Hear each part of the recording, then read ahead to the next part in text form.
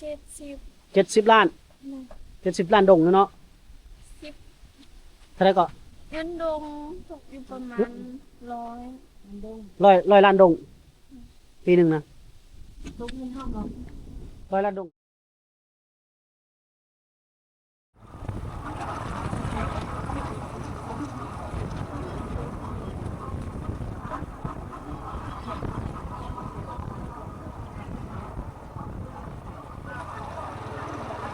เงียบสงบกันบ้านเขาเนาะ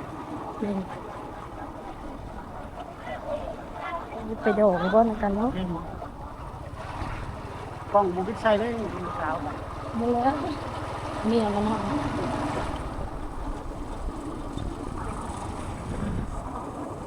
โอ้ยธรรมศาสตร์บ้านคุณไอ้เข้าเลยเนาะ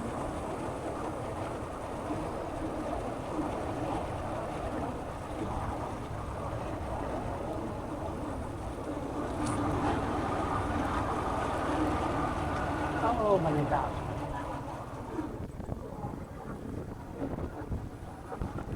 เขาเพิ่งกำลังอย่างนั้นเนาะเขากำลังออกเนาะกำลังฮิตเขาโคเขาเมาได้แล้วพักอันนี้คือยังเป็นอันวินเนาะเอากระไรพวกนกเนี่ยโอ้กระไรนกไรนูไรพวกนั้น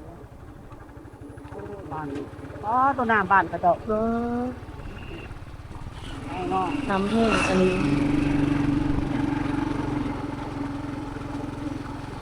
มีเท้ามาหายสวนแล้วงามแรงๆหมู่บ้านคนโอ้หมู่บ้านคนที่บ้านไม่ได้มากเป็นปี2 ปีเลยค่ะยังโบกมากกับเพ่เนาะกาแฟ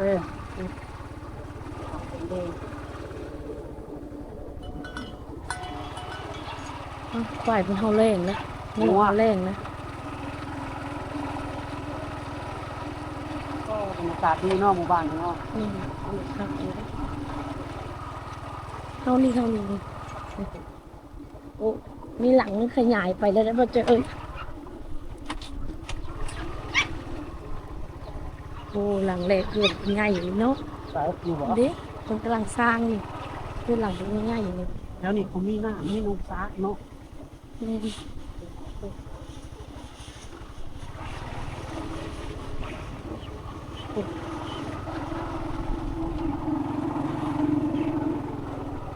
หมู่บ้านลึกลับเลย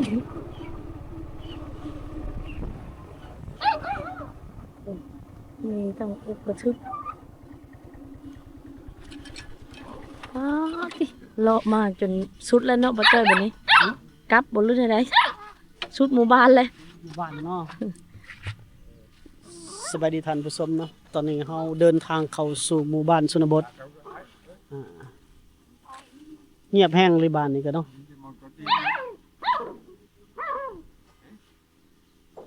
ปลูกมันแล้วคือกำลังปลูกมันเตรียมปลูกมันบ่แถวนี้มีน้ำลิ้นเนาะแถวนี้มีน้ำลิ้นนะขายเครื่องบ่ขายเครื่องบ่พอค้าชาวขายมาขายเครื่องพอค้าชาวขายชาวเวียดนามเลาะไปเลาะมาตำสมตำสนบทก็ไม่เห็นเพิ่นมาขายเครื่องมาแต่ไกลเลยอยากซื้อซอยเนาะนะมาพี่นั่นล่ะมาพี่นั่นยังมาพี่นั่นสบายดีFC นั่นล่ะสบายดีเจ้าซื้อได้ป่ะสื่อพิมพ์น้องพิมพ์อยู่ทางพี่แหละทำสมอยู่ทางบ้านสแลนพี่เนาะเพิ่นมาหยังก่อนนี่นะมาโบสถ์แสดงว่าเขานับถือศาสนาคริสเตียนเนาะโดนแล้วบ่1 ปีเนาะลบกล่องโป้บ่อยู่นี่แล้วเจ้าอยู่นี่แล้วจังโมงรวมนี่หรือว่ารวมแล้วบ่แล้วโอ้ยังบ่ได้กลับขี่รถยังมาล่ะรถจักรน้องพิมพ์ท่านผู้ชมเนาะเฮาเดินทางมาก็มาพบน้องเพิ่นโอ้รวมแล้วจะได้กลับมื้อเฮือนบ่ได้ก็ว่าจะได้มื้อเนาะยังขายเครื่องคือเก่าอยู่บ่อยู่ในเฮือนอยู่ในซานก็ บ่ได้ขายเลยเนาะแม่บ่โอ้นี่แม่น้องพิมพ์เด้อๆบ่ได้หันกล้องไปบ่มีแต่เด็กน้อยบ่ได้ใส่ส่งเสื้อทั้งหมดทางนี้นะ อันนี้ของเป็นของข้าววันนี้ เฮ็ดอันนั้นเฮ็ดเข็มเด้ โอ้เก่ง น้องพิมพ์ท่านผู้ชมเนี่ยเพิ่นชื่อน้องพิมพ์เนาะ ที่แม่ค้าตะวันอันบ่เจ้ยแม่ค้าตะวัน น้องเพิ่นมารวมอยู่ในโบสถ์นี้เนาะเขารวมวันหยังกับวันหยังรวม วันคิด ทุกวันอาทิตย์บ่หรือว่าวันหยังแน่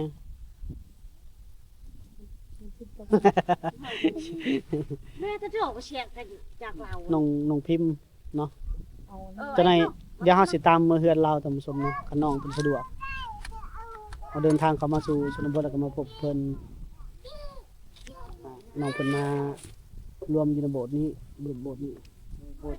บสถ์อยู่นี่เนาะโบสถ์ก็ยังบ่ยังบ่เป็นโบสถ์คักยังคือเฮือนอยู่ยังทันได้พัฒนาขึ้นยกขึ้นอยู่เฮือนจักคนล่ะเฮือนเจ้าจักคน ห้า 5 คน5 คนอยู่เฮือนครบหน้าครบตาหมดเลยบ่ โลก มาขายเครื่อง ใครเครื่อง ขายเครื่องเจ้าก็ขายเครื่องบ่ ค่ะ ขายเนาะ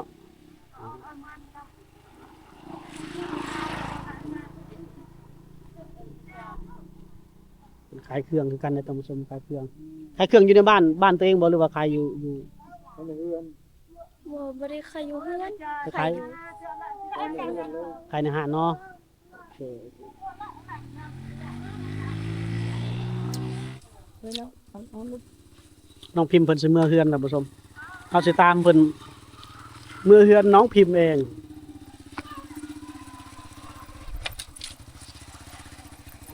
คือพอเขา มาเล่นเปล่าเอามาเล่น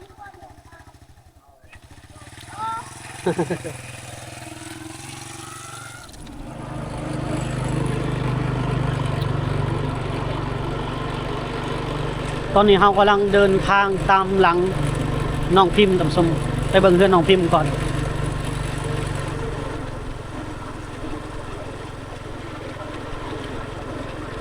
เขตสแลนเด้อท่านผู้ชมคือฝนสิตกนี่ล่ะบรรยากาศ มันสิโต๊ะแล้ว มันสิตกแล้วบ่ เมื่อนี่แหละ ตามหลังอยู่ติดๆนี่บ่เหือนเพิ่น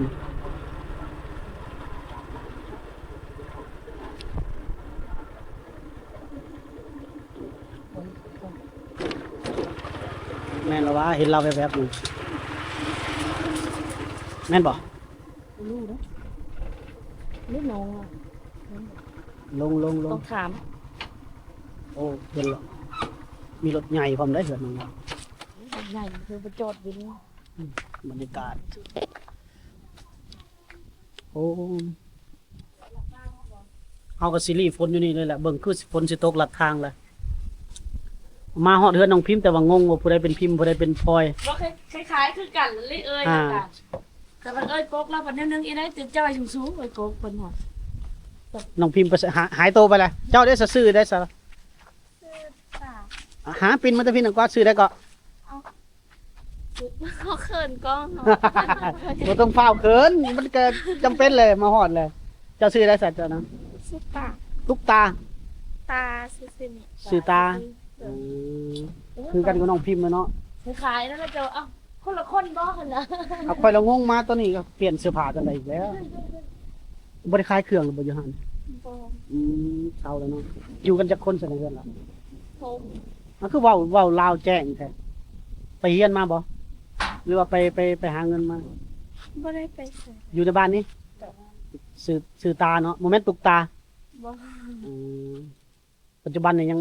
โสดบ่ มีแฟนแล้ว โอ้มีแฟนแล้ว สมพอดอกผลถึงอายกองเนาะแต่งงานแล้วบ่หรือว่ายัง มันแล้ว ขอแล้วเนาะโอ้เสียดายเด้คือมาซาแท้เฮานี่เนาะบ่แม่นหยังดอกเพื่อสิมาปลุกปั้นเป็นนางเอกโอ้ขอแล้วคาดองเท่าไหร่ซะเสียมารยาทนิดนึง จัก ฮู้เนาะฮู้เพิ่นบ่ โอ้เสียดายเนาะเพิ่นได้ปั้นนางเอกไปแล้วเนาะแฟนเป็นคนบ้านใด แสดง โอ้เสียดาย โอ้คือสิเด่น ผู้ใดล่ะชื่อใดบอกเขาก็ฮู้แล้วเนาะ เฮาก็คนสิเด่น ก็ ทั้งบ้านประหลาดน้อยบ้านประหลาดใหญ่ ดีใจน้ำดี บ้าน ใจ อโลน น้ บ่ เอาให้บอกซื้อเลยว่ะ อยากเอาบ่สะดวกบอกก็บ่เป็นทาง ำแม่นเฮาบางมือเพิ่นนะเฮาก็ฮู้แหละฮอดเฮาอยู่ดอกบ่ใจเอ้ย วันที่เดือนได้แต่งซะ เขายังบอกหนู ยังบ่ฮู้เนาะแต่ว่ามันไว้แล้วเนาะ มัน โอ้โหก็ดีใจ นี่ แล้ บ่ ว ค่อยได้ไปอยู่น้ำเอ้ยเดี๋ยวคุณครูคนนั้น เฉพาะจะ เนาะ บ่เคย บ่ เห็น ค่อยได้ไปเนาะแสดงว่า เออน้องพิมพ์หายตัวไปเลย มันพบกล้องแล้วบ่ น้องพิมพ์บ่อายน้องพิมพ์เลย บ่อ่านเว้นสด บ่อาย อืมคือเราเพิ่นโสดซะดอก หาเพิ่นบ่อาย คันว่าละโสดนี่ปั้นต่อเลยเด้เนี่ยปั้นเป็นนางเอก งาม ปั้นเป็นนางเอก YouTube ไปเลยเป็นเกษแลนด์เป็นคน จอยหารประจำอันที่ แต่ก่อนเคยมากินข้าวอยู่ จื้ นี่ อ เด้ เอ้ยอายอยู่บ่ แม่นบ่พุ่นนี่บ่แม่นเอื้อยเรา เอ้ยเล่ากับเล่าเลยยิบเคิมอยู่นี่นั่น ท่านบ่ จื้อเอ้ยอายเนาะ โอ้โห2-3 ปีจังมาเทื่อหนึง เอ้ยอายมากินต้มมี่ต้มหยังนำเจ้าหาถ้วยหาหยังให้จื้อเนาะ บอกจื้อ บ่เจอดอก บ่คันเอ้ยเพิ่นน่ะจื้อเอ้ยเพิ่นเนาะ หลายปีจังมาพบพ่อกัน ผ่านมา2ปีก็เอ้ยบ่ได้มาพี่นั่น เลย หากันนี่แหละ พบน้องตุ๊กตาท่านผู้ชมเนาะเพิ่นกำลังกำมั่นแล้ว แต่ยังทันได้รู้จักมืองานแต่งคือว่าโอเคบ่ซั่นเฮาก็สิได้พ่อนางเอกใหม่อีกแล้วเนาะสิได้ปั้นนางเอกช่อง YouTube ใหม่ไปแล้วโอ้สวย ไป นะ เจอน้องเพิ่นน่ะ ตาแฟนเพิ่นก็อยู่บ้านบ่จอยนั่นแหละท่านผู้ชมแต่เฮาบ่ฮู้จักชื่อกับชื่อเราบ่ฮู้ว่าแฟนเราเป็นคนใดชื่อใดเราบอกชื่อ บ่จอยฮอดมือดอกฮอดอยู่ดอก คันเราบอกชื่อก็อ๋อเลยแหละเนาะคนเผ่าคือกันเหรอวะแม่นบ่แฟนน่ะ มีบ้านประหลาดกับบ้านอโลน วันประหลาดวันอโลนหมดเท่านั้นแหละ อันนี้มาแล้วพุ่นเจ้าหาน้อง คือกันเลยเนาะ แล้วมันมายืนข้างๆกันอยู่อายจะ ไปทางไหนคือบ่เห็นคือหายตัวแวบไปเลย นี่ ยันว่าปบอ้ายแหละ โอ้คือกันได้น้ำตาเพิ่น มึง คล้ายๆคือกัน งามหมดสองเนาะ งามเลย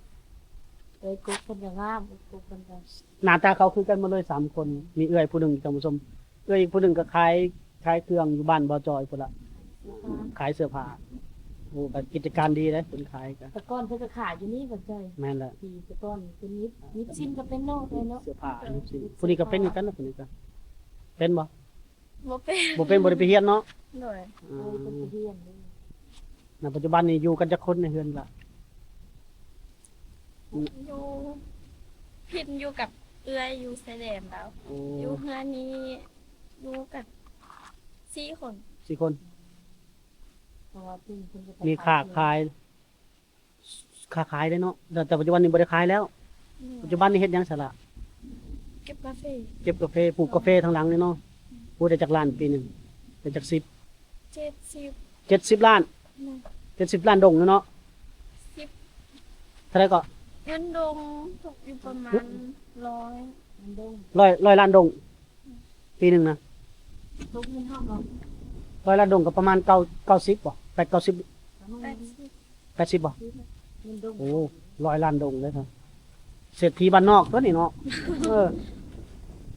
ได้ดีเลยเนาะ ซื้อข้าวเขาแบบบ่ได้เฮ็ดงานบ่ได้เฮ็ดให้แล้วก็บ่ได้เฮ็ดนะ อืม เฮ็ด ขา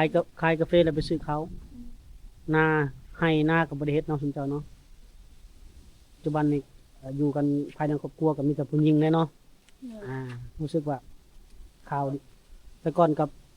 เป็นเสียเสาหลักของครอบครัวไปแต่เด้ท่านผู้ชมอยู่แต่สาวๆมีผู้ชายอยู่บ่เฮือนเจ้ากะ มีผู้ชายน้องเขา น้องเนาะ 2 คน จักปีแล้ว คนหนึงน่ะได้11แล้วคนหนึงอีกได้ประมาณ อ๋อมีแต่ 6 ปี มีแต่ผู้นั้นแล้วสิขึ้นมาเป็นนั่นน่ะหัวหน้าครอบครัวเนาะอันนี่ประมาณ 4-5 ปีพุ่นละ น้องพิมพ์ไปอื่นนี่ไปกับไผไปเคยมารับบ่ ครับ